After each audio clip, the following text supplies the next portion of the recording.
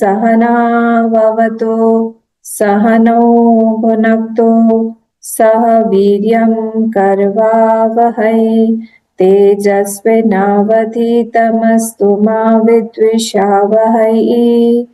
ओम शांति शांति शांति। वक्रतुंड महाकाय सूर्यकोटि समप्रभ निर्विघ्नं कुरु मे देव सर्वकार्येषु सर्वदा।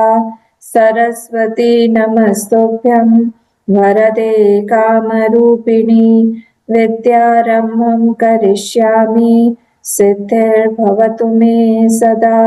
गुरुर्ब्रह्मा गुरुर्विष्णुः गुरुर्देवो महेश्वरः गुरुरेव परं ब्रह्म तस्मै श्री गुरवे नमः। सदाशिवसमारम्भां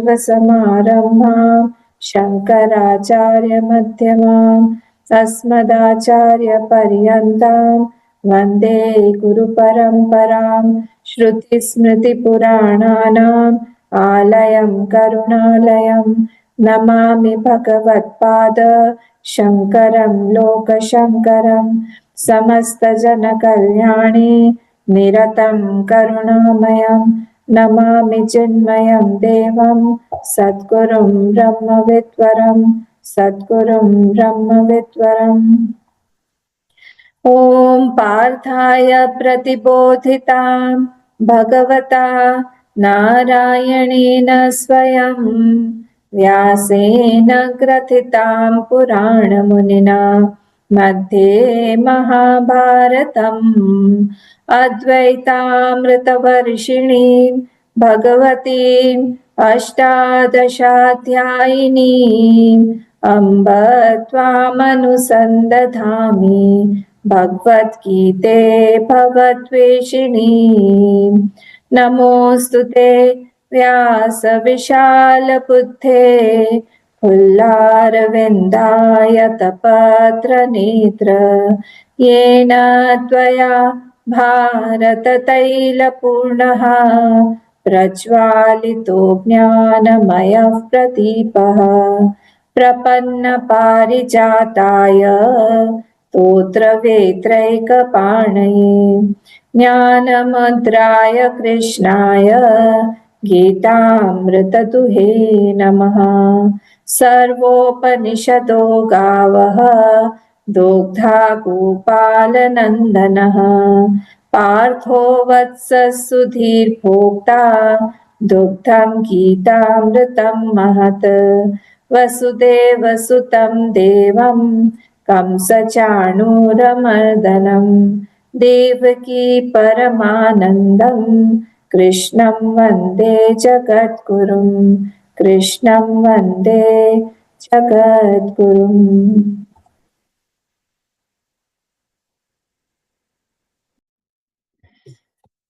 आज से हम लोग 16th चैप्टर देखेंगे।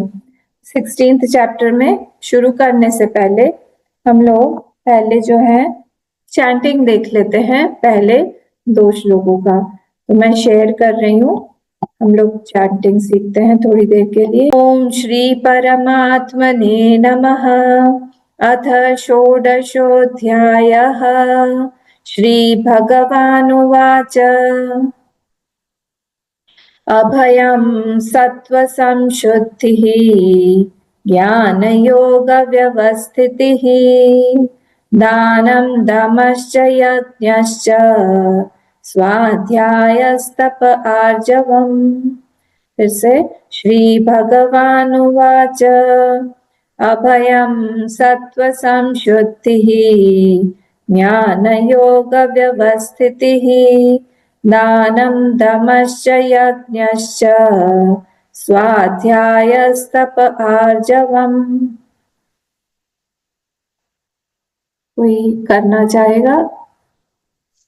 हाँ, मैं करूँ अम्मा। हाँ।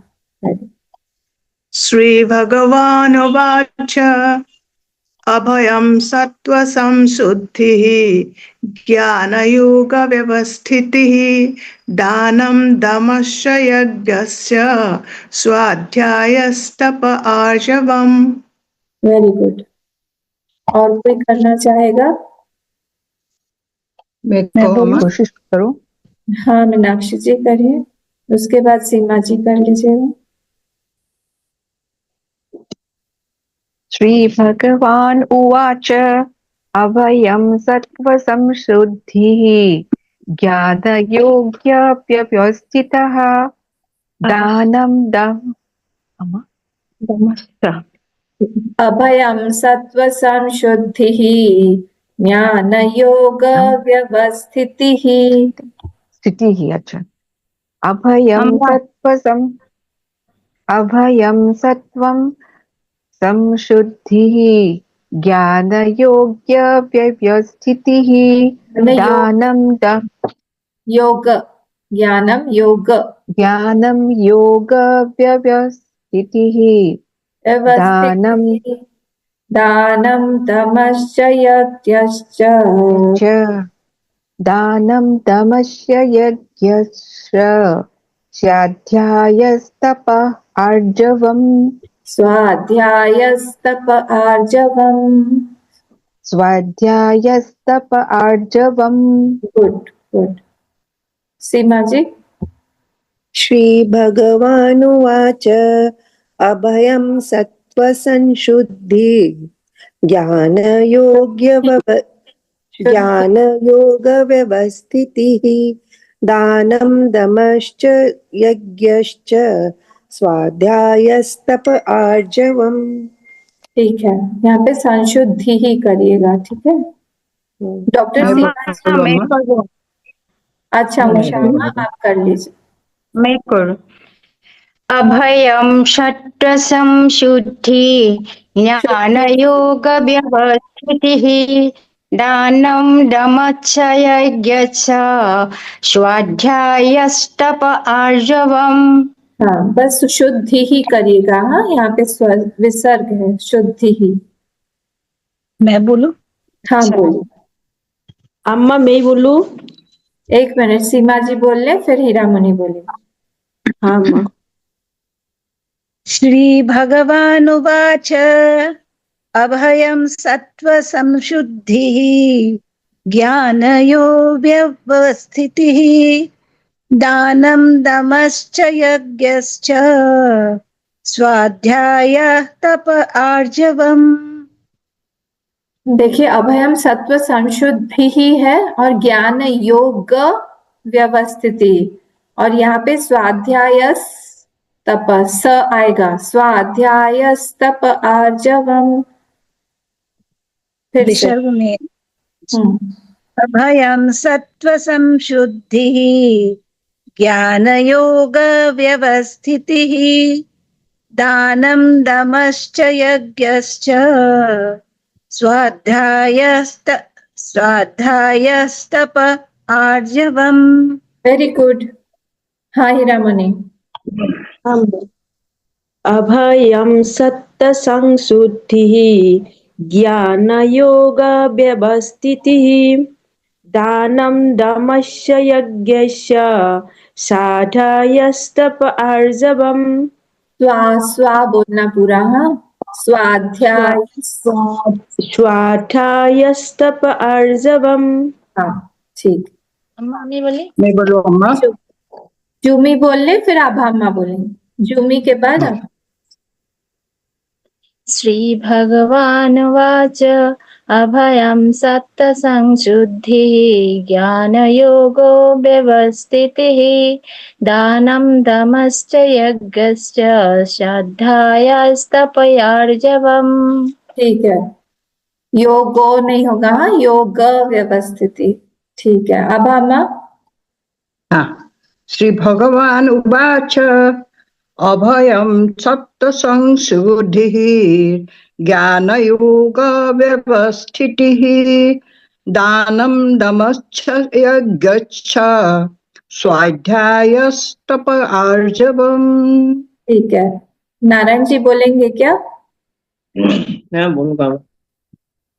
अभयम श्री भगवान उवाच अभयम सत्त्वसंशुद्धिः ज्ञानयोगव्यवस्थितिः दानं दमश्च यज्ञश्च स्वाध्याय तप आर्जवम् यहाँ पे स्वाध्याय तप कर देंगे नारायण जी, स्वाध्याय। स्वाध्याय तप आर्जवम् हाँ बढ़िया, स्वाध्याय ठीक है।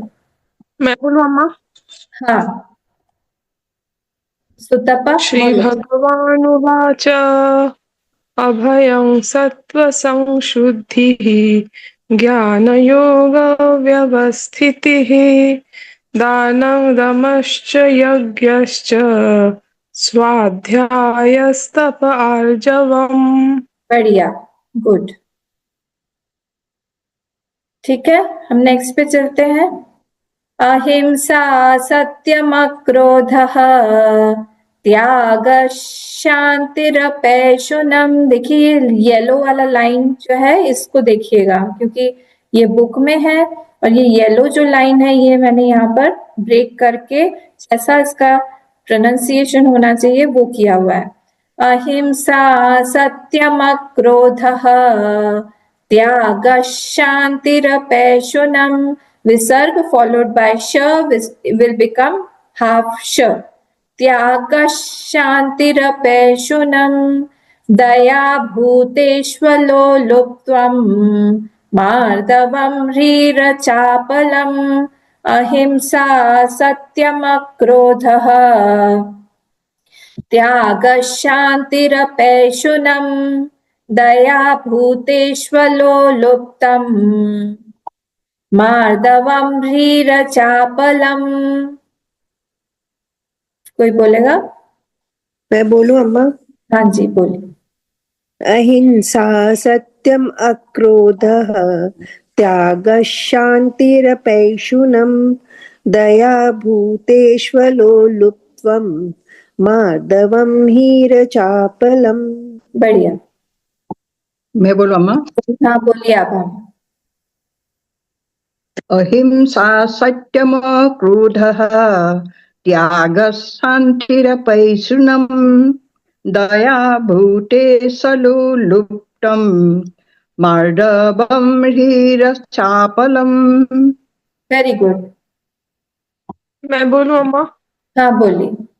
नारायण जी बोलेंगे क्या? रुक जाओ सुतपा, नारायण जी बोलेंगे क्या? अच्छा हाँ ठीक है अम्मा। अहिंसा सत्यम क्रोधः त्याग शांतिरपशून् त्याग शांतिरपैशुनम शांतिर अपैशुनम। त्याग शांतिरपैशुनम दया भूतेषु लुप्तम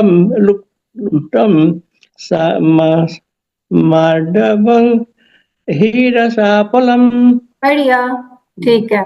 सुतपा। अहिंसा सत्यम अक्रोधः त्यागः शान्तिरपेशुनम् दया भूतेष्वलो लुप्त्वं मार्दवं ह्रीरचापलम्। बढ़िया, और कोई? मैं बोलूं? हाँ बोलिए, मैं बोलूं? बोलिए। अहिंसा सत्यमक्रोधः त्यागः शान्तिरपैशुनम् दया भूतेष्वलो लुप्त्वं मार्दवं क्षीरचापलम्। ठीक है, गुड। नेक्स्ट। मैं बोलूं? हाँ गीता अम्मा, फिर उषा अम्मा बोलेंगे। गीता अम्मा बोल लीजिए। अहिंसा सत्यमक्रोधः त्यागः शान्तिरपैशुनम् दया भूतेष्वलोलुप्त्वं मार्दवं ह्रीरचापलम्। बढ़िया, अहिंसा सैटमक्रोधः त्याग शान्तिरपैशुनम् दया भूतेशलो लोप्त्वं मार्दवं ह्रीरचापलम्। बढ़िया। আমি বলি अम्मा? हाँ जुमी। अहिंसा सत्यम क्रोधः त्यागश्शान्तिरपैशुनम् देखो दया शांति में तुम ज्यादा रुक जाती हो और क्रोध होगा, तो अहिंसा सत्यम अक्रोधः त्याग शांतिरपैति में ज्यादा नहीं रुकना है, रस्व है ना। अहिंसा सत्यम क्रोधः त्याग वो शांतिरपैशुनम्। स आ रहा है तुम्हारा, त्यागस नहीं है, सॉरी अक्रोधस नहीं है, अक्रोधः फिर त्यागश। अहिंसा सत्यम क्रोधः त्याग शांतिरपैशुनम्। फिर से ती पे जा गई, यम्मा ती पे ज्यादा नहीं रुकना है। शांतिरपैशुनम्। अहिंसा सत्यम क्रोधः त्याग शांतिरपैशुनम्। दया भूतेशलुप्तं मार्दवं ह्रीरचापलम्। बढ़िया। और कोई नहीं? अम्मा बोलो। हाँ बोलिए। अहिंसा अहिंसा सत्य अहिंसा सत्यम अक्रोधः त्याग शांतिरपेशुनम् दया भूतेशलो लुप्त्वं मार्दवं हीरचापलम्। बढ़िया, ठीक है, ठीक है। हम लोग इसका मीनिंग देख लेते हैं। बहुत सुंदर ये है एक्चुअली। 15 चैप्टर पे, जैसे हम लोगों को सबको पता है, 15 चैप्टर पे गीता खत्म हो गई है। अब ये जो है यहाँ पे, इसको बोलते हैं परिशिष्ट। परिशिष्ट मतलब क्या? सम टॉपिक्स दैट भगवान है टच्ड इन नटशेल। छोटा छोटा कैप्सूल्स में भगवान ने पहले दिया हुआ था। भगवान को लगा let me complete those topics also, क्योंकि कहीं ना कहीं थॉट्स में भी लिंगरिंग, मन में कोई ना कोई थॉट आया होगा कि अच्छा इसका क्या मतलब होता है या ये क्या है। तो इसीलिए वहां पर ये बोला गया है कि जो आप लोग निकालिए तो 7 चैप्टर में ये वाला जो श्लोक है, नमाम दुष्कृति नो मूढ़ाः, कौन सा नंबर है? नमाम दुष्कृति नो मूढ़ाः प्रपद्यन्ते नराधमाः, 15 नंबर। मायया परतः ज्ञानाः आसुरं भावमाश्रिताः। तो ये इसमें क्या बोल रहे हैं कि ये वाला श्लोक जो है, इसमें आसुरी भाव के बारे में भगवान ने बताया हुआ है कि जो वो दुष्कृति न होते हैं, जो मूढ़ होते हैं, वो लोग मुझे प्रपत्ति मेरी नहीं कर पाते हैं। और वो लोग क्या कैसे होते हैं, क्यों वो लोग मेरी प्रपत्ति नहीं कर पाते, मेरे पास तक पहुंच नहीं पाते हैं? क्योंकि क्या होता है? क्योंकि माया परत ज्ञानाः, माया से उनका जो अपहृत हो गया है ज्ञान, उनका ज्ञान जो है अब नहीं रहा। ज्ञान मतलब क्या? क्या करना चाहिए, क्या नहीं करना चाहिए, किससे किससे कितनी कौन सी बात बोलनी चाहिए, कौन सी बात नहीं बोलनी चाहिए। यहाँ पर इस व्यक्ति के सामने ये चीज जो है हमको नहीं दिखाना चाहिए या दिखाना चाहिए। ये सारी की सारी चीजें जो है ये ज्ञान है कि संसार में हम कैसे रहें, भगवान है कि नहीं, भगवान पर विश्वास करना चाहिए, शास्त्र पर विश्वास करना चाहिए। भगवान और शास्त्र ही हमारे गाइड हैं इस जीवन में। तो ये सारी बातें, ये ज्ञान है, इससे वो अपहृत हो जाता है, मतलब उसका ज्ञान ऐसे किसी ने छीन लिया। वो इसीलिए किस लिए है? क्योंकि आसुरम भावम आश्रितः, वो आसुरी भाव में आश्रित है। उसका आसुरी भाव जगने के कारण वो मेरी प्रपत्ति नहीं कर पाता है। क्योंकि कई बार हम लोग को भी लगता है ना कि ये व्यक्ति जो है क्यों नहीं आ रहा है, ये सत्संग में क्यों नहीं आता है, ये व्यक्ति क्यों नहीं सीखता है, इसके पास इतनी प्रॉब्लम्स है तो भी ये क्यों नहीं आता है। यही कारण है। तो सबकी प्रपत्ति भगवान की तरफ नहीं हो सकती, ये मार्ग अलग है। गीता अगर हमारे हाथ में है तो भगवान को हमको थैंक्स बोलना चाहिए कि भगवान हम तो उस लायक है नहीं, पर फिर भी आपने हमको उस लायक समझा, इसके लिए बहुत बहुत धन्यवाद प्रभु कि आपने हमको गीता दिया, आपने हमको इच्छा दिया गीता पढ़ने की, गीता सुनने की, गीता सीखने की। तो हम बहुत कृतकृत्य हैं प्रभु, क्योंकि आपके बिना ये काम और कोई नहीं कर सकता है। आप ही सिखा सकते हैं गीता के रूप में, आप ही हैं गीता का वचन भी आप ही ने सुनाया था अर्जुन को, और अभी भी मेरे हृदय में बैठ के भी आप ही मुझे सुना रहे हैं। तो जब ये हम एक ग्रेटफुलनेस, कृतज्ञता की भावना के साथ में सुनेंगे उस चीज को, तो उसको बोलते हैं दैवी संपत्ति। उसका जो ऑपोजिट है, जस्ट उसका जो ऑपोजिट है, उसको बोलते हैं आसुरी संपत्ति। तो यहाँ पे भगवान बोल रहे हैं कि वो आसुरी संपत्ति के कारण ही वो भावम आश्रिता, वो इसीलिए मुझसे उसका सारा का सारा ज्ञान जो है वो चला गया है, माया अपहृत ज्ञान, और इसलिए वो मुझसे प्रपत्ति नहीं कर पाता है, सरेंडर नहीं कर पाता है, वो देख ही नहीं पाता है कि कौन सा सही है ज्ञान, कौन सा गलत है। ईश्वर प्राप्ति के लिए तो कोई कुछ प्राप्ति नहीं करना चाहता है, वो उसको पता ही नहीं है कि गोल लाइफ में क्या होना चाहिए, है ना। जैसे अगर सिंपल सा एग्जाम्पल हम लोग लें, चंड मुंड ने देवी माँ को देखा, कहाँ पर देखा? एक पर्वत पर बैठी हुई है, सुंदर सी देवी बैठी हुई है, ये उन्होंने देखा। अब चंड मुंड के मन में ये आया कि ये तो जो भी है ये शुंभ और निशुंभ की भोग्या बन सकती है। अब सोचो, तो वो डायरेक्टली गया वहां पर, ये दोनों गए और अपने मास्टर को जाके बोला कि वहां पर एक बहुत सुंदर सी स्त्री जो है वहां पे उपस्थित है, और आप चलिए और उसको लेके आई। तो शुंभ निशुंभ ने क्या बोला चंडमुंड को कि तुम दोनों जाके उसको लेके आओ, और वो अगर नहीं आना चाहे तो उसके बाल पकड़ के घसीटते हुए लेके आओ। ये क्या बात हुई? ये इसी को बोलते हैं आसुरी टेंडेंसी, जो मेरा नहीं है, जो कि one who does not belong to me, how can I think of enjoying that person? वो पर्सन मेरा नहीं है, that does not belong to me. इसको बोलते हैं आसुरी।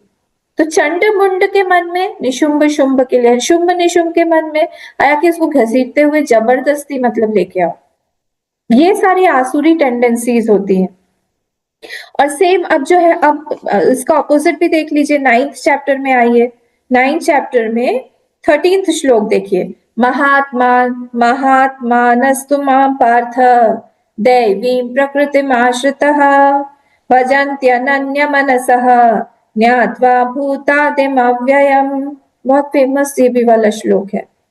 तो महात्मानस्तु मां पार्थ, जो महात्मा लोग होते हैं वो कैसे होते हैं?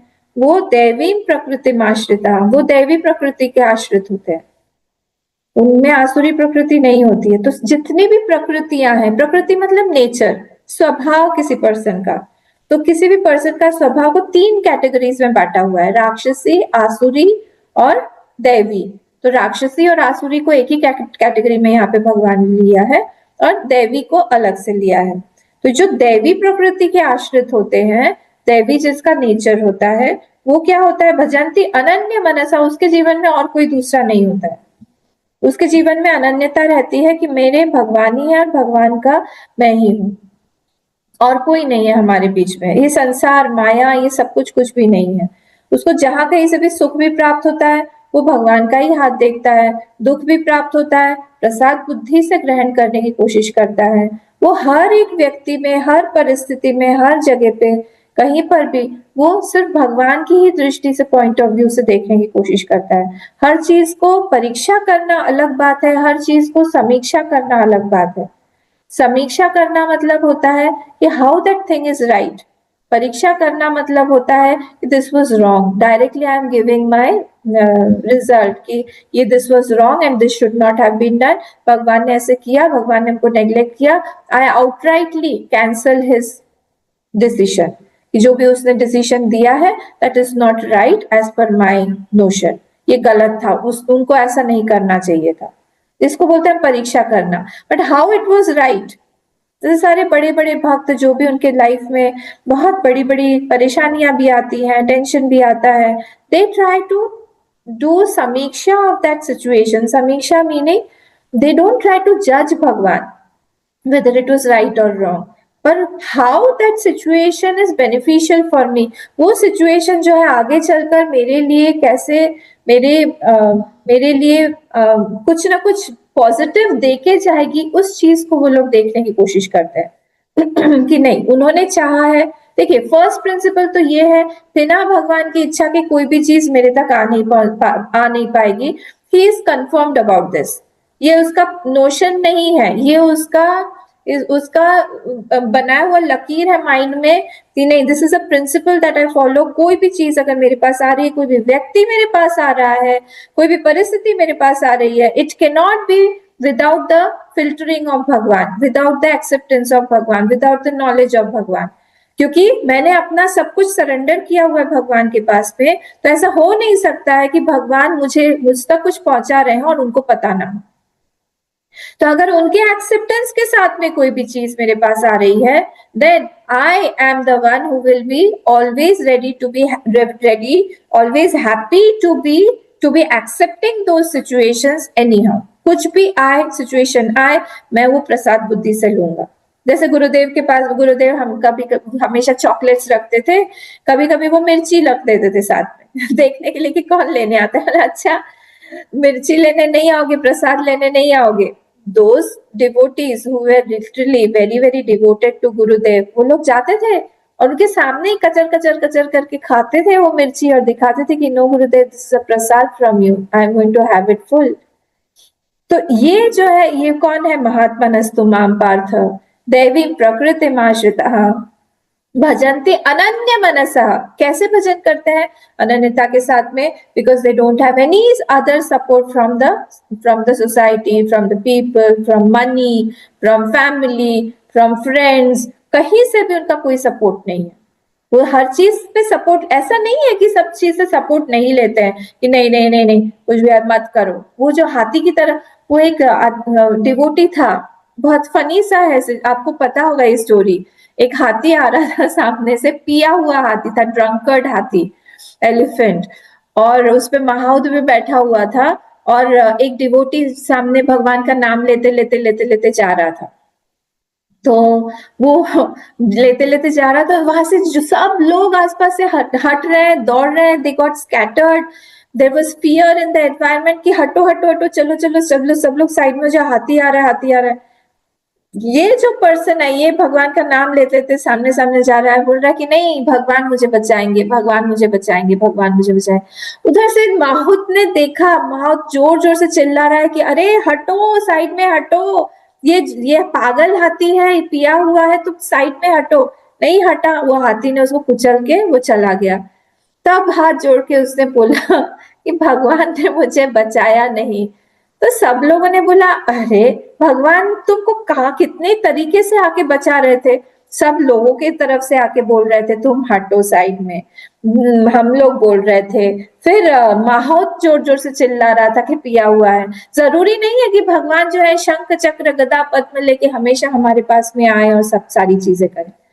तो इंडिकेशंस भी वही देते हैं, सहस्र शीर्षा पुरुष सहस्राक्ष सहस्रपाद। जब हम बोलते हैं तो सभी कुछ भगवान है, कहीं से भी भगवान इंडिकेशन दे सकते हैं ना।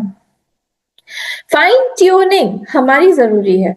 फाइन ट्यूनिंग मतलब अवेलेबिलिटी उस समय कि हम लोग उस चीज को सुन पाए और हम लोग उस चीज को देख के हम समझ पाए कि इस समय भगवान ये चाह रहे हैं हमसे, ये हम करें या ये हम ना करें।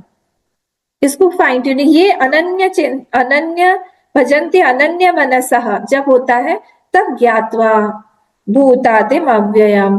फिर जो है ये दैवी संपत्ति का में आश्रित है, ये वाला जो महात्मा है, उससे क्या होगा, उससे ये इसका जो भी जितना भी डिसीजन रहेगा वो भी एकदम परफेक्ट रहेगा, at the right time, with the right people, for the right purpose. ये सारी की सारी चीजें राइट होंगी। पर वो वाला जो था आसुरी टेंडेंसी वाला, उसको कुछ पता ही नहीं होगा, गड़बड़ जगह गड़बड़ चीज बोल जाएगा, गड़बड़ काम कर देगा, प्रयोजन उसका गलत होगा, सारी की सारी चीजें गलत करता रहेगा और अल्टीमेटली फंसता रहेगा। ठीक है, तो इसीलिए ये आसुरी भाव जो है ना, जैसे चैप्टर 9 में एक श्लोक आया हुआ है, इसी चैप्टर में ही, मोघाशा, इसके ऊपर में ही देखिए 12th वाला जो श्लोक है, मोघाशा मोघ कर्माणः मोघ ज्ञाना विचेतसः राक्षसी मासुरीम चैव प्रकृतिम मोहिनीम श्रिताः। ये मोघ आशा, फालतू में जहां पे आशा नहीं लगाना चाहिए वहां पे आशा लगा के बैठेगा, मोह आशा फालतू में। मोघ कर्मण ऐसे जगह पे काम करेगा फ्रूटलेस, जहाँ पे कोई फ्रूट आने वाला नहीं है, या फिर आएगा भी तो इसको नहीं मिलेगा। मोघ ज्ञाना, मोघ ज्ञाना मतलब क्या कि जो जो भी ज्ञान है उसका, वो भी सब फालतू का ही ज्ञान है। जो रियल जो ज्ञान है, या तो वो उसको अप्लाइड नॉलेज में कन्वर्ट नहीं कर पाता है। विचेतसा राक्षसी आसुरीम चैव प्रकृति मोहिनीम शिता, वो पूरी की तरह से वो राक्षसी या फिर आसुरी विद्या में पूरी तरह से वो लिप्त है, और वो इसीलिए इस तरह से बना हुआ है। उसको राइट चीज पता ही नहीं चलेगी, सामने है फिर भी वो दिखाई नहीं देगा। कोई कोई होता है ना घर में, मेरा चश्मा कहाँ है, चश्मा कहाँ है, चश्मा कहाँ है, इधर ढूंढने का, बोले वही तो रखा हुआ है, आप देखो ठीक से, उसको मिलेगा ही नहीं। फिर जाके कोई दूसरा, ये रहा चश्मा, कब से बोल रही है यहाँ पे, ओ हाँ यही तो था। कुछ भी कर ले उसको दिखेगा ही नहीं, कई बार होता है ऐसे। तो ये जो व्यक्ति है ये कैसा है, ये मोघाशा, इम्पॉसिबल एक्सपेक्टेशंस रखते हैं। इसी का नाम उधर रामायण में रामचरितमानस में ताड़का है, ये ताड़का है। तो इस मोघाशा, और इसके दो पुत्र हैं, कौन कौन है, सुबाहु और मारीच। तो जो सुबाहु है उसका वो दोष को रिप्रेजेंट करता है, दोष, और मारीच जो है वो दुख को रिप्रेजेंट करता है। तो इस ताड़का से ही जो मोघाशा है उसी से ही दोष भी आता है और दुख भी आता है, ये दोनों साथ साथ, ये तीनों साथ ही रहते हैं। तो इसीलिए ये कहाँ पर हमको क्या एक्सपेक्ट करना चाहिए, कहाँ नहीं करना चाहिए, ये इतना उन लोगों का अच्छा कर्म नहीं होता है, इसलिए उन लोगों के ना गुरु पे श्रद्धा रहती है, न शास्त्र पे श्रद्धा रहती है, न ईश्वर पे श्रद्धा रहती है, किसी भी चीज पे श्रद्धा नहीं रहती है। हर चीज पे वो लोग डाउट करेंगे, डाउटिंग थॉमस हो जाएंगे। ठीक है, तो इसीलिए ये हमेशा दुष्कृति ना बोले हम इनको, हम जो भी बोलना चाहे, ये इनका जैसे आसुरी जो वर्ड है ना, असुर जो वर्ड है उसका मतलब होता है असुषु रमनते इति, मतलब प्राणों में जो रमण करता है। प्राण का द्योतक है यहाँ पे इंद्रिय, जब अभी हम लोग मुंडक में भी देख रहे हैं ना, प्राण इज इक्वल टू इंद्रिय। तो इंद्रियों में जो रमण करता है मतलब उसकी भोग प्रधान लाइफ है, बहुत सारा भोग ही चाहिए उसको बस। तो they are not qualified to love Bhagwan, क्योंकि इनका एंजॉयमेंट प्रधान जीवन है, भोग प्रधान इन लोग का जीवन है। इसीलिए जो भी इनको कुछ सही गलत दिखाई नहीं देता, दे कांट डिस्क्रिमिनेट, सामने दिखाई दे रहा है पर फिर भी समझ में नहीं आएगा। ये लोग भगवान का प्रेम, गुरु की कृपा, भगवान की कृपा, गुरु का प्रेम सबसे वंचित रह जाते हैं। इन लोगों के फैमिली में भी ये लोग कटे कटे रहेंगे, इनको उतना प्रेम नहीं मिलेगा, सारी चीजों में किसी बड़ी चीज के तरफ ये अट्रैक्ट नहीं हो पाएंगे। क्यों, कैसे होंगे, क्योंकि एंजॉयमेंट ही इनका लाइफ है। तो जहां जहां पे एंजॉयमेंट मिलेगा वहां वहां जाएंगे ये लोग, और अपना पूरा का पूरा एनर्जी इसी में ही उन लोगों का चला जाएगा। तो हम लोग के अंदर में भी है, हमारे अंदर में भी मिनी कंस, मिनी रावण सब बैठे हुए हैं। हम लोग को भगवान को बोलना पड़ेगा, आप सुदर्शन चक्र लेके ही आइए, आसपास में ही रहिए। तो इसीलिए ये व्यक्ति कहीं पे भी जाएंगे बैक बाइटिंग शुरू कर देंगे, इसकी बुरी बात उसको बताना, उसकी बुरी बात इसको बताना। ऐसे लोगों का क्या होता है, हमारा कोई वैल्यू नहीं रहता है, वी लूज आवर वैल्यू। जहां पर भी हम लोग जाए वहां पर हमारे बात का कोई वैल्यू नहीं रहेगा, हमारी पर्सनालिटी का कोई वैल्यू नहीं रहेगा, हम लोग कुछ करने जा रहे हैं, हमारे एक्शंस का कोई वैल्यू नहीं रहेगा।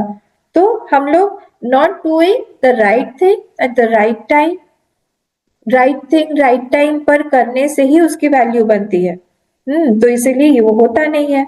और ये उसका जस्ट ऑपोजिट, जो दैवी संपत्ति वाले हैं, उनका पूरा का पूरा डिस्क्रिमिनेटिंग फैकल्टी काम करता रहेगा।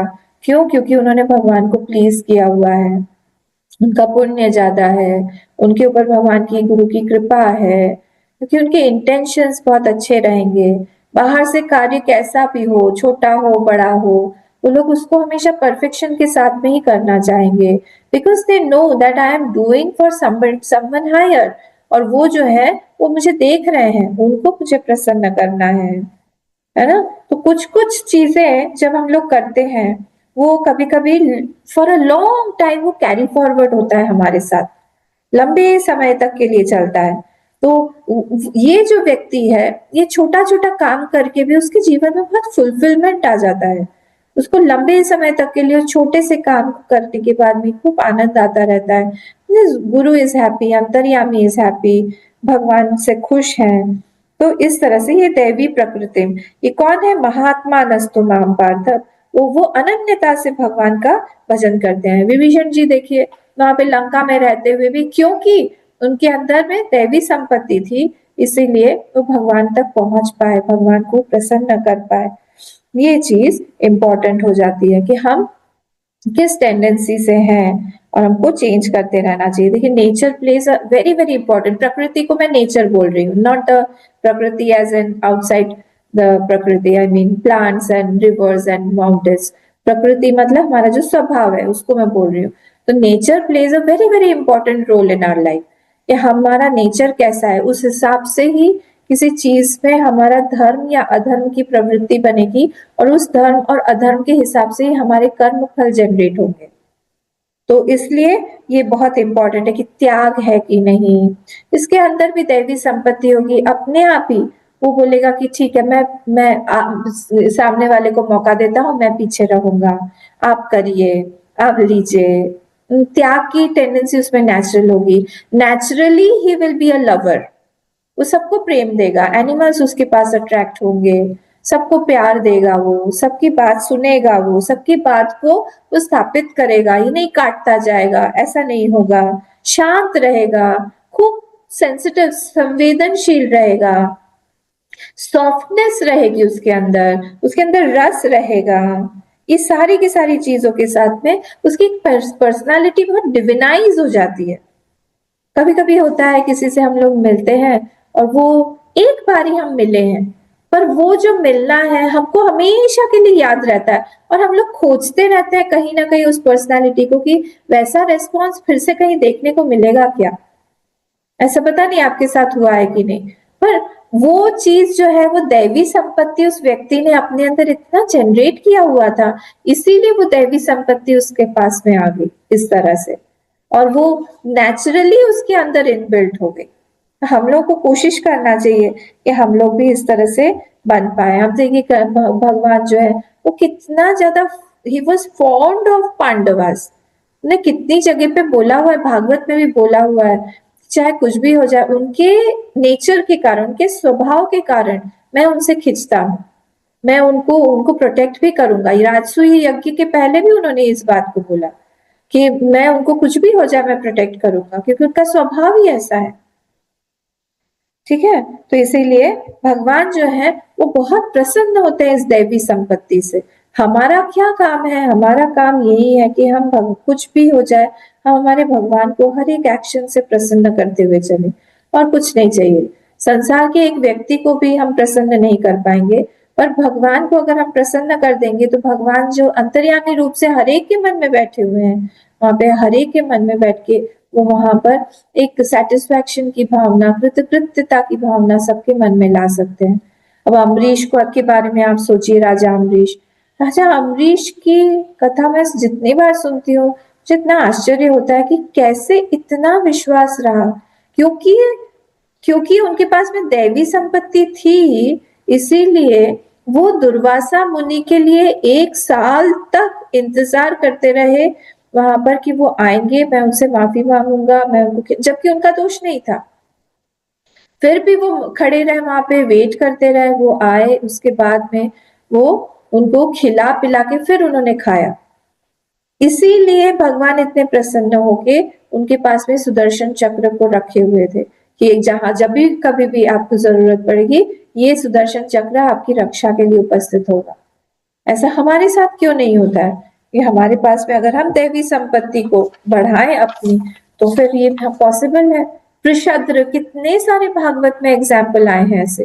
पृषद्र बोल के एक राजकुमार थे, वशिष्ठ सूर्य वंश के ही थे। वशिष्ठ मुनि ने, उनके पिताजी ने कहा कि हम यज्ञ वगैरह के लिए कुछ लेके आओ, पशुओं को लेके आओ, तो पशुओं को लाए, बीच में रास्ते में उनको भूख लगी तो कुछ खा लिया। जब खा लिया, इन्होंने प्रोक्षण किया, गुरु वशिष्ठ ने, उनको समझ में आ गया कि ये तो खाया हुआ है, ये तो अशुद्ध हो गया, ये चढ़ा नहीं सकते हैं। तब उन्होंने उनको निकाल दिया कि तुम जो है देश निकाला कर दिया उनको, देश से ही निकल जाओ, कितना बड़ा पाप किया तुमने।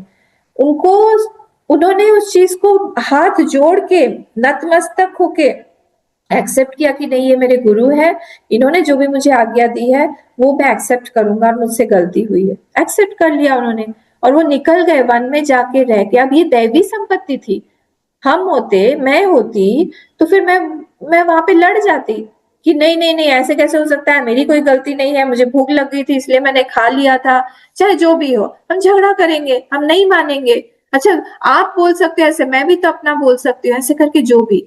पर उन्होंने ये नहीं करके उन्होंने उस आज्ञा को पालन किया, वनवास हुआ, उनको वन में गए, वहां पर क्योंकि इनके अंदर दैवी संपत्ति इतनी ज्यादा थी, वो बैठे वहां पर, गुरु वशिष्ठ को ही अपना गुरु मानकर वहां पर उन्होंने मेडिटेशन किया, जो भी किया, जब करके उनको वहां पर ही आत्मज्ञान की प्राप्ति हुई।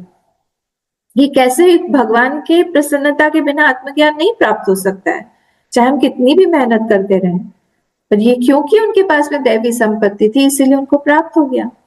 तो ये इतने सारे वहां पे एग्जाम्पल्स हैं। सुकन्या का एग्जाम्पल है, वो भी बहुत ब्यूटीफुल कैरेक्टर मुझे लगता है, सुकन्या और च्यवन ऋषि का। अब सुकन्या के पिताजी हम सब के साथ में वहां पर गए थे, छोटी है बहुत सुकन्या, और च्यवन ऋषि इतने बड़े हैं कि वो उनका जर्जर सा पूरा शरीर, ट्रेम्बलिंग सा बॉडी, रिंकल्स वाला बॉडी, और उनके साथ में इनका विवाह करवा दिया, क्योंकि गलती सुकन्या की थी। स्टोरी आप लोगों को सबको पता ही होगा, इसलिए मैं स्टोरी में नहीं जा रही हूँ। तो सुकन्या की वहां पे सुकन्या की गलती थी, इसलिए सुकन्या ने भी हाथ जोड़ के कहा कि ठीक है पिताजी, आपकी जैसी आज्ञा होगी वैसे। उनके साथ में विवाह कर दिया कि मैं इनकी सेवा करूंगी, मेरा और कुछ भी कोई भी मोटिव नहीं है, मेरा सिर्फ यही है कि मैं सेवा करूं। इस सेवा से ही भगवान इतने प्रसन्न हो गए कि उनको ही उन्होंने दूसरा रूप दे दिया, च्यवन ऋषि को ही एकदम यंग बन गए, और भगवान उनसे उनके सेवा से प्रसन्न हुए। वैसे ही खटवांग राजा का भी एग्जाम्पल आता है। खटवांग राजा जो थे वो देवताओं की मदद कर रहे थे, देवताओं की मदद करते करते करते करते जीत गए जब, तब 1 घड़ी या 2 घड़ी, 2 मिनट शायद 3 मिनट ऐसा कुछ बचा हुआ था, तो देवताओं ने कहा कि आपका तो शरीर गिरने वाला है, आपकी मृत्यु होने वाली है। सब कुछ छोड़ के उन्होंने उसी समय सब छोड़ के सीधा भगवान की पूजा के पास पे चले, अपने रूम में चले गए, और जैसे वहां पे गए, बैठ के सब कुछ छोड़ के उन्होंने ध्यान लगाया, भगवान का ध्यान लगाया, और उनको भगवान की प्राप्ति हो गई। हम लोग होते तो क्या करते, हम जाते सबसे पहले हमारे फैमिली मेंबर से मिलते, बच्चों से मिलते, माता पिता से मिलते, फ्रेंड से मिलते, पैसा का देखते, ये करते वो करते, ने सारी चीजें छोड़ दी। ये दैवी संपत्ति है, जहां पर भी दैवी संपत्ति होगी वहां पर हम आराम से भगवान को प्रसन्न कर सकते हैं और भगवान को प्राप्त कर सकते हैं, बहुत बड़ी चीज प्राप्त होती है हमको। इसीलिए भगवान ने जैसे ही 15 चैप्टर खत्म किया, उन्होंने कहा कि मैं पहले यही वाला लेता हूँ, नहीं तो फिर नहीं होगा। वैसे ही नाभाग की भी स्टोरी आती है, तो नाभाग के साथ में भी ऐसे ही हुआ था कि वो गुरुकुल गए, और सारा तब पीछे देखा उनके 4-5 भाई थे, सब लोगों ने अपना अपना बंटवारा कर लिया। सोचिए उस समय भी ये सब होता था, राजा थे वो और ये राजकुमार थे। अब सबके भाग उसमें कुछ ना कुछ रह गया, इनके भाग में कुछ भी नहीं था, क्योंकि ये गुरुकुल गए थे, सबसे छोटे थे, इनको कुछ दिया ही नहीं। ये पिताजी के पास गए, पिताजी ने से पूछा मेरे भाग्य में क्या है पिताजी, तो उन्होंने कहा कि तुम्हारे भाग्य में मैं हूँ, मेरा मैं हूँ और मेरा ख्याल रखो अब तो उन्होंने उसी चीज को इतना प्यार से माना, उनकी सेवा करते रहे, करते करते करते करते एक दिन पिताजी ने कहा, उनको दया आ गई, तो पिताजी ने उनको कहा कि तुम देखो हिमालय के वहां पे जाओ, नॉर्थ में जाओ, और वहां पर ही ऋषि मुनि लोग वहां पर बहुत बड़ा हवन यज्ञ कर रहे हैं, तो वहां पर जितना भी यज्ञ, और वो लोग स्वर्ग जाने के लिए कर रहे हैं, तो स्वर्ग जाने के लिए जब यज्ञ किया जाता है, उसमें 7वें वाले दिन में रोज ये लोग ये वाले मंत्र का गलत उच्चारण कर रहे हैं, और इसलिए वो कर नहीं पा रहे हैं। इसलिए आप एक काम करो, आप जाओ और वहां पे उनको ये त्रुटि उनकी बता दो, तो जैसे ही बताओगे रथ आ जाएगा उन लोगों के लिए, और वो सब लोग स्वर्ग लोग चले जाएंगे। फिर वहां पे जो भी बचा हुआ धन रहेगा, धन बहुत लगता है यज्ञ में, हम लोग देख रहे थे ना, इसमें मुंडक में भी देख रहे थे, काफी धन लगता है। और पहले के जमाने में पात्र वगैरह ये सब भी तो सोने चांदी का ही होता था। तो वो सब कुछ तुम्हारा हो जाएगा, तुम लेके वापस आ जाना, वो सब तुम्हारा होगा। तो ये खुशी खुशी गया, जाने के बाद वहां बता दिया, सबको जैसे ही बताया तो सब वो रथ आ गया, ये लोग चले गए। ये सब बटोर ही रहा था, उतने में नॉर्थ से ही, नॉर्थ ईस्ट से एक काले रंग का बड़ा सा एक पुरुष धमक देते हुए आया और जोर जोर से चिल्लाने लगा कि तुम कैसे लेके जा सकती हो ये सारी चीजें, ये तो सब मेरी चीजें हैं। तो उसने हाथ जोड़ के, देखिए विनम्रता, फिर से दैवी संपत्ति, तो विनम्रता से हाथ जोड़ के बोला नहीं नहीं मेरी गलती हो गई है, ये अच्छा आपका है, आप ले जाइए, मुझसे कुछ गलती हो गई होगी, मेरे पिताजी ने बोला था कि तुम सब लेके आ सकते हो, इसीलिए मैं लेने आ गया था। ले जाओ तुम अपने पिताजी से पूछ के आओ कि जो भी चीज यज्ञ के बाद में बचती है वो रुद्र की होती है कि नहीं। तो उन्होंने प्रणाम किया, अच्छा आप रुद्र भगवान है, नहीं आपका ही सब कुछ है। बोले नहीं मैं यहाँ पे खड़ा रहूंगा, तुम जाके पूछ के आओ। वो पूछ के आया तो पिताजी ने कहा हाँ ये बात तो है, रुद्र भगवान का ही सब कुछ बचा हुआ होता है। तो वो फिर से बताने आया दैवी संपत्ति, फिर से बताने आया, बताया जब उन्होंने, भगवान रुद्र इतने प्रसन्न हुए इन पे, उनको सारा सामान तो दे ही दिया, उनको कहा कि मैं तुमको आत्मज्ञान भी देता हूँ, गुरुकुल में तुमको जो भी ज्ञान प्राप्त हुआ है उसी को तुम आत्मसात करके तुमको ज्ञान भी हो जाएगा। दोनों चीजें प्राप्त हो गई। अब जहां जहां पे भी देखेंगे कोई बड़ी चीज प्राप्त हुई है, अगर if anybody has anything big in his life, this is due to this दैवी संपत्ति ओनली। तो दैवी संपत्ति हमको भगवान के पास ले जाएगी, किसी बड़ी चीज के पास ले जाएगी, कोई बड़ा अपॉर्चुनिटी हमको दिखाएगी। ये सब हमको लगता है कि क्या होगा इससे, बट एक्चुअली ये सारी चीजें we are under observation of many witnesses. Bhagavat में आता है 13 विटनेसेस हैं, प्रूफ। वो लोग जो है उसमें सूर्य, चंद्र, भूमि, वायु ये सब तो है ही, बाकी के देवता लोग भी हैं, तो लोग सब देख रहे हैं कि हम लोग क्या काम कर रहे हैं। It is not going unobserved. हमको लगता है कौन देख रहा है, कौन जानेगा, पता नहीं हम करते तो रहेंगे। दीज आर ऑल राक्षसी टेंडेंसीज, आसुरी टेंडेंसीज। नहीं, वी आर बीइंग ऑब्जर्व्ड, और हमारे साथ में कोई बड़ा हेल्प है, हमारा बड़ा सपोर्ट है, हमारे साथ में है।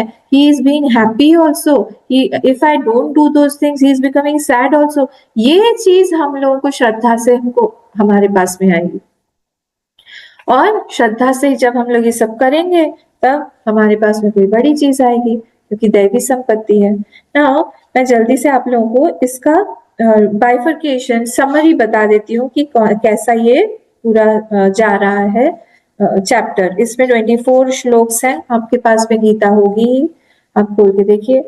फर्स्ट टू थर्ड जो श्लोक है उसमें क्या है, उसमें दैवी संपत्ति के बारे में बताया गया, फर्स्ट टू थर्ड श्लोक। फोर्थ श्लोक में आसुरी संपत्ति बताया। पूरा श्लोक जो है, दंभो दर्पो अभिमानश्च क्रोधः पारुष्यमेव च अज्ञानम चाभिजातस्य पार्थ संपदमासुरी। कोशिश करिएगा कि ये यहाँ पर 6th श्लोक तक आप लोग बाय हार्ट करें। 6th श्लोक तक कोशिश करिएगा, एक करके, जब तक हम लोग 24 करेंगे तब तक हमारा हो जाएगा। We should always try to by heart something or the other। ऐसे लर्न करते रहेंगे ना तो कंटिन्यूस वो हमारे इंग्रेन्ड हो जाएगा, इम्प्रेस्ड हो जाएगा माइंड में। तो फर्स्ट टू थर्ड दैवी संपत्ति, फोर्थ आसुरी संपत्ति, फिफ्थ वाला जो है जिसमें दैवी संपत्ति विमोक्षाय, इसमें दैवी संपत्ति क्या दिलाती है, मोक्ष, विमोक्षाय। और बंधम निबंधाया सुरीमता, आसुरी शक्ति, आसुरी संपत्ति क्या करती है, उनको बॉन्डेज में डालती है, ये बताया है। पर यहाँ पे थोड़े से दुखी हो गए अर्जुन, तो अर्जुन को देख, क्योंकि उनका थोड़ा सा नेगेटिव कॉम्प्लेक्स था ही, तो वैसा हो गया। तो भगवान ने तब उनको अपलिफ्ट करने के लिए, एंकरेज करने के लिए उनको कहा कि नहीं अर्जुन, तुम्हारे अंदर सारी दैवी संपत्ति है, तुम चिंता मत करो। ऐसे भगवान हमारे साथ में भी रहने चाहिए। हम लोग भी तो कभी कभी डिप्रेस्ड होते हैं, कोई बोलने वाला चाहिए। फिर 6 वाला जो श्लोक है, इसमें 2 भूत सर्गो, इसमें इंट्रोडक्शन टू आसुरी संपत्ति इंट्रोड्यूस कर रहे हैं भगवान। और फिर 7th से लेके 18th श्लोक तक पूरा डिटेल्स में भगवान ने इसमें दैवी संपत्ति के बारे में बोला है, जो कि 4 श्लोक में स्टार्टिंग में बोला है, उसमें डिटेल में उन्होंने बताया है। फिर 19th और 20th जो श्लोक है उसमें उन्होंने बताया है कि जो आसुरी संपत्ति वाले होते हैं उनकी गति क्या होती है। गति मीनिंग आफ्टर डेथ, कहाँ जाते हैं वो लोग, क्या होता है उनके साथ में गति। फिर 21st और 22nd जो श्लोक है उसमें सजेशन ऑफ भगवान, भगवान ने सजेशन दिया है of what you should be, आपको क्या बनना है, आपको क्या करना चाहिए, उसमें भगवान ने सजेशन दिया हुआ है। और 23rd और 24th जो है लास्ट श्लोक बहुत सुंदर है। ये क्या है, ये क्रक्स और the essence of the whole chapter, ये दोनों है 23rd और 24th। इसमें क्या बता रहे हैं कि भगवान सजेस्ट कर रहे हैं कि तुम अपने वासनाओं के द्वारा रूल मत हो, उनके द्वारा तुम गाइडेड मत रहो। वासना, क्योंकि वासना तो है कुछ भी बता देगी, वासना तो ये भी बता देगी कि भगवान तो है ही नहीं, वो तो बहुत बहुत बड़े कोई पुरुष बन के आए थे और वो तो नहीं है अब, तो हर चीज उनकी फॉलो करने की जरूरत नहीं। शास्त्र के अकॉर्डिंगली, शास्त्र जो है वो हमारा प्रमाण होना चाहिए हर चीज करने का। तो जो जैसा शास्त्र बोलता है वैसे हम लोगों को करना चाहिए, नॉट एज वासना। तो आप वासनानुसारी जीवन मत बनाओ, शास्त्रानुसारी जीवन बनाओ। ये 23rd और 24th में बोला है। क्यों? क्योंकि शास्त्र जो है वही प्रमाण है हर चीज का। वेद किसी ने लिखा हुआ नहीं है, ये अपौरुषेय है। वेद जो है वो अपौरुषेय है, मतलब किसी के द्वारा लिखा हुआ नहीं है। सपोज अगर कोई हम बोले कि किसी ने लिखा हुआ है वेद, तो जिसने भी लिखा हुआ है वो तो मतलब उसके आने से पहले धर्म नहीं था, मतलब क्योंकि वेद जो है हमको धर्म अधर्म बताता है, मतलब उसका जो वो पीरियड है जब उसने लिखा और उसका जन्म हुआ तब तक का फिर धर्म अधर्म क्या होगा। इसीलिए ये अपौरुषेय है वेद, इसको किसी ने लिखा हुआ नहीं है, और यही हमारे इंजंक्शंस लाइफ के सेट करते हैं सारी चीजों के लिए कि क्या करना चाहिए क्या नहीं करना चाहिए। इसलिए दे आर सेट बाय भगवान ने ही पूरा का पूरा ये सेट किया हुआ और दिया हुआ है हम लोगों को। ठीक है, तो ये हमारा यहाँ पर ये हो रहा है। अब हम लोग फर्स्ट वाला श्लोक जो है वो देखते हैं, जितना टाइम है थोड़ा सा 5 मिनट देख लेते हैं। श्री भगवान उवाच। अब यहाँ पे 26 प्रकृति बताई गई है, 26 जो दैवी संपत्ति है वो बताई गई है। अभयम सत्व संशुद्धि, योग ज्ञान योग व्यवस्थिति, दानम दमश्च यज्ञश्च, स्वाध्याय तप आर्जवम। तो इसमें जो फर्स्ट 3 है they are most important. First 3 कौन कौन से है? अभयम, फिर सत्व संशुद्धि और ज्ञान योग व्यवस्थिति। दीज 3 आर मोस्ट इंपॉर्टेंट, और बाकी के जितने भी सारे हैं वो उसी से ही आए हुए हैं। They are all based on, मतलब बेस कौन है? ये 3 ही है। अब अभयत्व, जो अभयत्व है, अभयत्व मतलब क्या? फियरलेसनेस। फियरलेसनेस मतलब भय रहित होना, हमारे मन में भय नहीं है किसी भी चीज का। तो ये भय रहित होना, भय के मेनली 3 सोर्सेस है। सबसे पहला सोर्स है भय का अटैचमेंट, राग। दूसरा सोर्स है पाप, और तीसरा जो सोर्स है वो एब्सेंस और ईश्वर शरणागति। ईश्वर शरणागति हमारे जीवन में नहीं है, तो ईश्वर शरणागति का एब्सेंस होना, पाप, और फर्स्ट वाला क्या था? अटैचमेंट, राग। ये तीनों जहां पर भी होंगे वहां पर हमको भय बना रहेगा। अटैचमेंट का, राग का मतलब क्या है? देखिए, हमको प्रेम में और राग में डिफरेंशिएट करना आना चाहिए। जो प्रेम होता है, प्रेम इज ऑलवेज फॉर भगवान, ओनली भगवान के साथ भी हम प्रेम कर सकते हैं। बाकी हम अगर किसी भी जीव के साथ कर रहे हैं तो वो सारा का सारा राग के अंडर में ही हो जाता है, क्योंकि वहां से हमारा कुछ ना कुछ एक पर्पस सेट है माइंड में। अगर वो वैसा नहीं होगा तो फिर हमारा प्रेम जो है कम होने लगता है। हम कुछ लेना चाह रहे हैं, हम कुछ देना चाह रहे हैं, अगर वो व्यक्ति वैसा लेना देना नहीं चाहेगा, हमारा प्रेम कम होता जाएगा। तो वो इसलिए उसको हम बोलते हैं attachment. It is not love, वो राग है, वो प्रेम नहीं है। प्रेम में हम देना चाहते हैं, राग में हम लेना चाहते हैं, प्रेम में हम अपने आप को शून्य बनाना चाहते हैं कि मे यू विन ऑलवेज। पर राग में क्या होता है कि नहीं, हमारी बात भी महत्वपूर्ण है, हमको हमारे बात पे भी इम्पोर्टेंस कुछ तो रहना चाहिए। ऐसा नहीं होना चाहिए कि सब कुछ आप ही की तरह हो रहा है, तो डोमिनेटिंग आप मत बनो। पर यहाँ पर प्रेम में तो लगता है कि आप ही डोमिनेंट रहो हमारी लाइफ में, आप ही जैसा आप बोलोगे वैसे ही हम करेंगे। इसलिए ये किसी भी जीव के साथ पॉसिबल नहीं है। प्रेम में हम चाहते हैं कि हमारा जो प्रेमास्पद है उसको सब प्रेम करें, पर अटैचमेंट में हम लोग पॉजिटिव हो जाते हैं। हमको लगता है कि इसके साथ सिर्फ प्रेम हम ही कर सकते हैं और कोई नहीं करेगा, ये सिर्फ हमारा ही है। हमको अच्छा ही नहीं लगता है कि कोई इसको भी, हम लोगों को भी हमारे साथ शेयर करे। Sharing is can not be in राग। अटैचमेंट में हम शेयर नहीं करेंगे, पसेस करते हैं उस जॉय को भी। कोई अगर हमारी तरफ अटेंशन नहीं दे रहा है तो फिर प्रेमी जो होगा वो बोलेगा कोई बात नहीं, मुझे अटेंशन नहीं मिले तो भी ठीक है। पर अगर कोई रागी है तो फिर वहां पर उसको लगेगा कि अरे मुझे क्यों नहीं अटेंशन दे रहे हैं, मुझे सबसे इम्पोर्टेंट तो मैं ही हूँ, मुझे तो अटेंशन मिलना ही चाहिए, ऐसे नहीं हो सकता है कि मुझे अटेंशन ना मिले। तो इसीलिए जहां पर भी राग होगा वहां पर हेल्पलेसनेस अपने आप आती जाएगी, अपने आप। तो असमर्थता आएगी, और असमर्थता के साथ में अनिष्ट आशंका आएगी, अनिष्टता कि हाँ हो सकता है ये मुझे छोड़ दे, हो सकता है ये नहीं रहे मेरे साथ में, क्या होगा फिर, बाद में क्या होगा फिर। तो इसीलिए ये जो है यहाँ पर ये चीज, दोनों की दोनों चीजें इसके साथ में बनी रहेंगी, अनिष्टता, अनिष्ट आशंका और असमर्थता।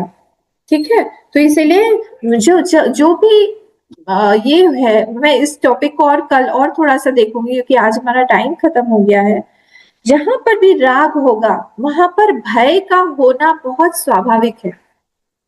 जहां पर भी प्रेम होगा वहां पर एक व्यक्ति जो है वो पूरी तरह से बन जाए, कैसा बन जाएगा, निर्भीक बन जाएगा, निर्भय हो जाएगा।